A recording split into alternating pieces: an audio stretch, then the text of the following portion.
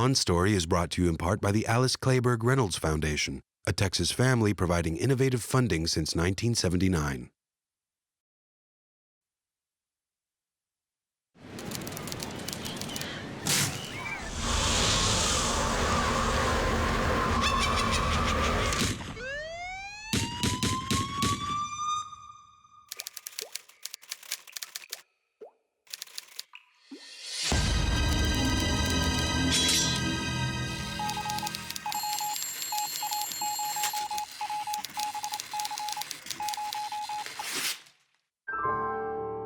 On Story, presented by Austin Film Festival, a look inside the creative process from today's leading writers and directors.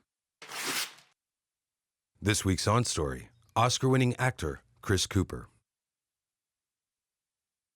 I come from theater, and you do word for word. If you're doing a Tennessee Williams play or, any playwright, I think you're expected to go word for word, and I don't know why they think they can toy with a screenwriter's words. In this episode, Chris Cooper discusses the various films that have dotted his illustrious career. My life in Missouri and Kansas really served me well for a lot of films. My father and I raised registered Hereford in about 15 miles west of Leavenworth, Kansas. We had 2 sections of land, and I adored that life. Thank God. I realized, I pursued the acting career, but it's such a physical life, I literally put in miles of barbed wire fencing and building corrals and work chutes and loading chutes and all that business, and thought I might, carry on the business, but I had to see this acting thing through, and thank goodness I did, because it's such a physical life, but spending time with the cattle, and you realize every one of those head of cattle, they're very individual. They have their own personality, and you're working them, and you're gonna have to give them up to go to market. You get a little close to them sometimes. You're out there in the middle of middle night in winter. The cat, help a mama cow deliver, and for a lot of films, that's it. You bring your life experience to those films, and hopefully there's some authenticity to it. John Sayles gave me my first feature job, Inmate One. Man, who could be more lucky an actor to get that as a first film, working with James Earl Jones and other actors who are dear friends now, David Strathairn and Mary McDonald. What John, besides being a great storyteller, John loves to slip in history. And this was the story of the 1920 coal mining wars in West Virginia. America knows nothing about it, and it's a huge piece of our history. Now, they got you fighting white against colored, native against foreign, holler against holler. When you know there ain't but 2 sides of this world, them that work and them that don't. You work, they don't. That's all you got to know about the enemy. For a first-time film actor, what a blessing. John Sayles remains, he gave me my first job. We average working together once every 5 years. We've done 5 films together over a 25-year period. We are going to do another film this summer up in Washington State. John set a great example. He's known as the granddaddy of independent film. And, as the actor, I shouldn't be concerned with it, but he taught me, time is money. You're not going to have a lot of time to rehearse. Early on, his stable of actors all came from theater. And I think that was because he knew they would come prepared and know their lines and maybe not do just get on with it, because there's not a whole lot of money that he could dig up for his movies, but what he could accomplish was astounding, and who he could get to work with him. When that film came out, I said, oh man, I got it made. I didn't get a job for a year and a half. And then Lonesome Dove came along. You're that sheriff from Arkansas, ain't you? Want to come looking for Jake Spook? Well, seems like a long time ago now. Guess I'm not looking for him anymore. Well, that's good, because he fell in with the bad bunch and we hung him. I didn't know how I got that audition, but I worked my tail off, knowing this audition was coming. And but then you're starting out with Larry McMurtry, Pulitzer Prize-winning book. You got Duvall, Tommy Lee, Ricky Schroeder, excellent talents, and damn, I wanted to, be a part of that. But what is acting? What's acting but human behavior? Close work at human behavior, and that's what got me interested in this business. Working with Wes Bentley in American Beauty. So many things about that film to talk about, but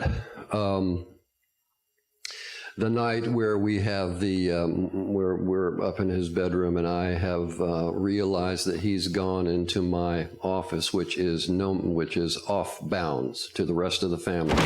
Come on, get up! Come on, get up! Fight back, you little... No, sir, I won't fight you. How? How did you get in there? I picked the lock, sir. What were you looking for, huh? Money? Are you on dope again? No, sir, I wanted to show my girlfriend your Nazi plate. A girlfriend? Yes, sir, she lives next door.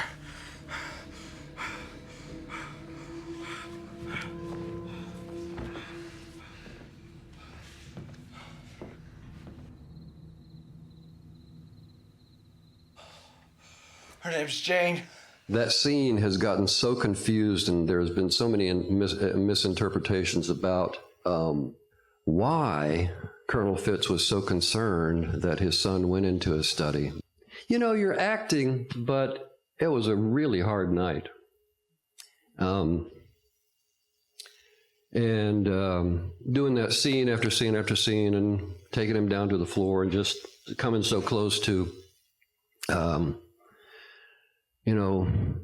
beating your son for a very specific reason that might not be so easily understood. So that was a night where after each take we went to each other's separate corners, and that was a very tough night. I'll tell you what was very, very unusual. I've told the story a number of times, man. But I think it's kind of interesting. I drove in. I live in Massachusetts. I drove into New York that day to audition with Spike. If you're familiar with the audition process, you'll be called in. You'll do your reading, and if the director likes you, then he'll say that was good. Let's try this, or let's look at it this way, or he tweaks it a little different. What happened with John LaRoche, and it hasn't happened with many other characters, you read a script and you get a pretty good idea of where you're pretty much supposed to go emotionally. And, but this one I was not confused. I just told Spike, I can't give you my definitive audition for John LaRoche. There are too many ways to play him. I see so many ways I could play this character. Just please allow me to show you what I have in mind. And so as it turned out, I think that the audition went on for about 45 minutes. We did easily 4 scenes, 3 or 4 different ways. And then the great thing is that Spike said, I like this process. So you got the job, but when we shoot, we're going to work like this. One little example, it was a scene where I pick her up in my truck and we're going to go out. And look for one of these ghost orchids. And I pick her up in this just god-awful van. So Spike said, okay, on this take, this is this New York journalist coming down to Florida. You're smart as a whip. You know, she's lucky to be able to spend the time that she does with you. So you're pretty full of yourself. She's lucky. She's lucky to be spending the time. Okay, so we did that. Turn it completely around and say, you're this Florida redneck. You got this New Yorker journalist, very smart. You think you're smart?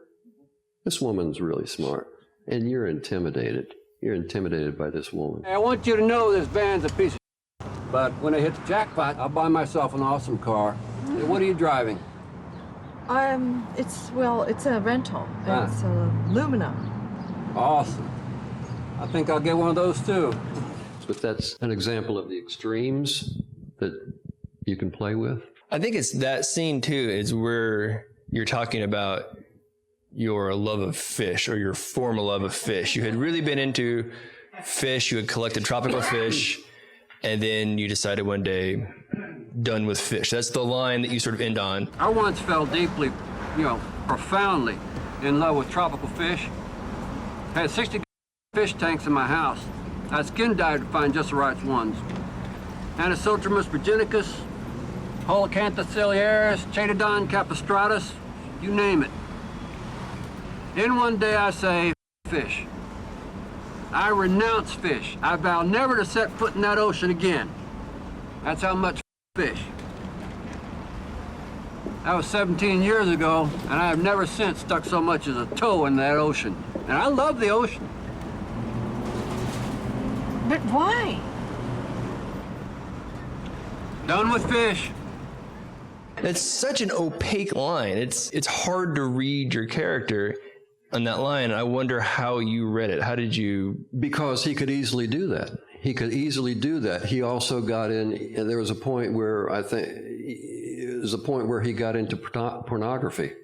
It's just a way to make money. These stupid fools get on a computer and look at bare-chested women, and there's a way to make money in that.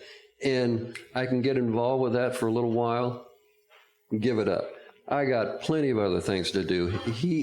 I think it was clear, I don't know if it was clear, but he had his own greenhouse for a while until hurricane came and destroyed that. It affected him. I think we see in the scene how much it devastated him. I think he had a chip on his shoulder. I don't think he related that well with women before he met Meryl. I think he had a little bit of a chip on his shoulder.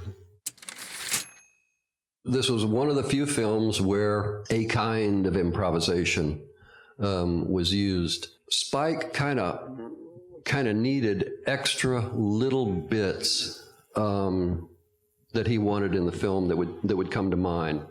So we had a telephone conversation.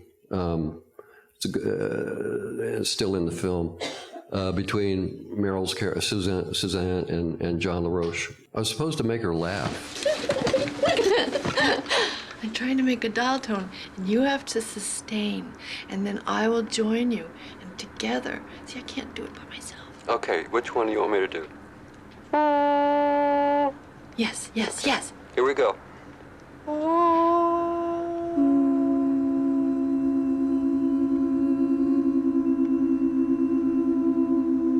That's We got it. you got it. we oftentimes would open the scene with little improvisational dialogue, work into the dialogue, and work ourselves out with improvisation. And never done that before. So many scenes I wish were in the film that unfortunately just had to go. But it was an interesting, exciting way of working. But there comes a point during the take where the directors can say, no, say this line, throw this line in, and keeps you on your toes.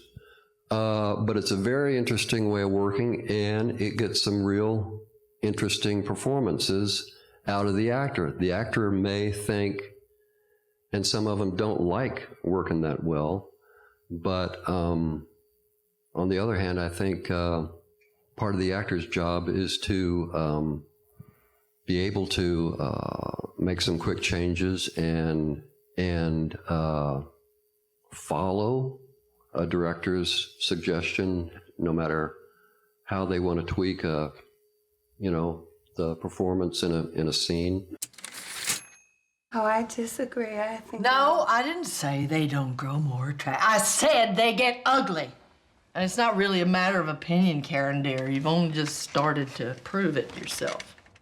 You are in rare form today, Vi. Well, the day calls for it, doesn't it? What form would you have me in? I just don't understand why you're so adversarial. I'm just truth-telling. Some people are antagonized by the truth. Everyone here loves you, dear. Oh, you think you can shame me, Charlie? Blow it out your... That was an 18-page scene. We shot it in less than 3 days.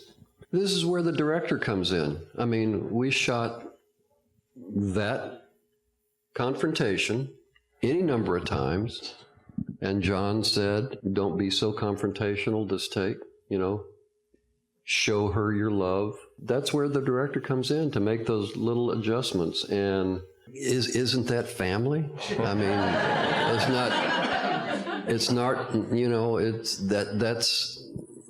that's the life experience that you can bring, and the texture that you have to find to play that scene. And it wasn't hard. I mean, drag it out, but this was very much like a low budget film with big names in it.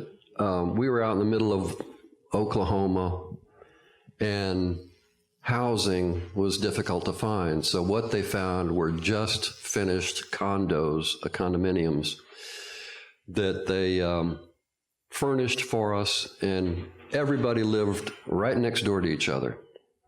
And that was probably one of the greatest things that they came up with. We had night after night potluck. We'd often meet over at Meryl's,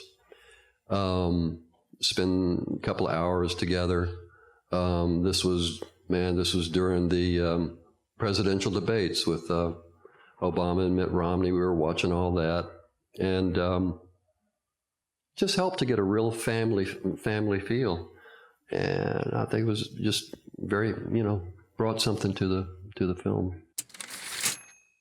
This was a huge opportunity for me. I got, as I remember, I guess it was my agent who got the early word on that script.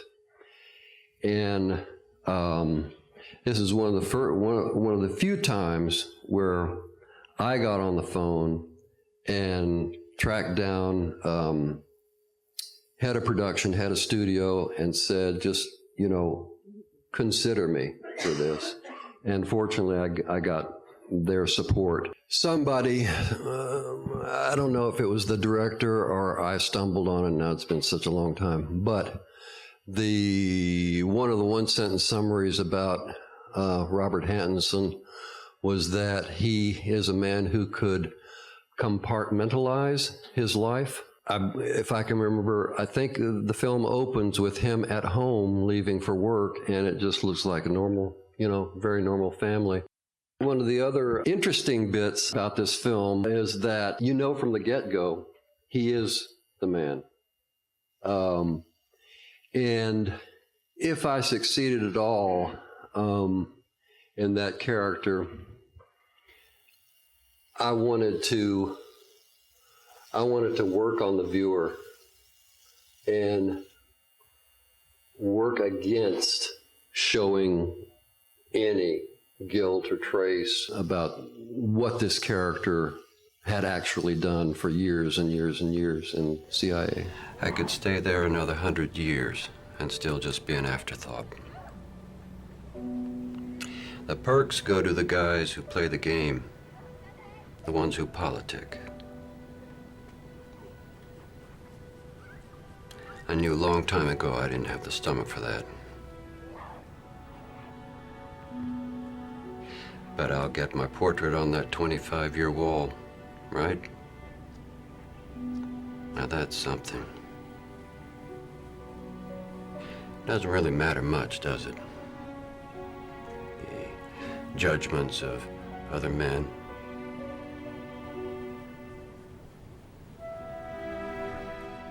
We actually had, forgive me because I forget the names now, but we have the man who was assigned to Robert Hansen, Eric O'Neill, and we had him for about a week and a half. I had 1,000 questions for him.